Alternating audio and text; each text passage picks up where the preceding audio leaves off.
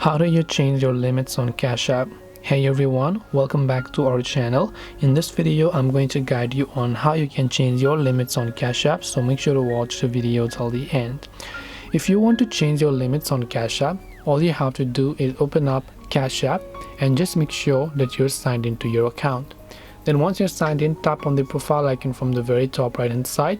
Then you'll see this type of interface. Under the Your Account tab, just look for Your Limits and then tap on the Limits option.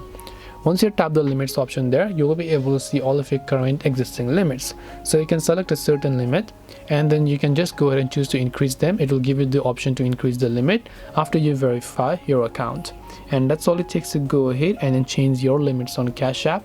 Hope this video was very helpful. If you have got any more questions, feel free to also leave them down below in the comment section. Thank you very much for watching till the end of this tutorial and see you soon in our next video.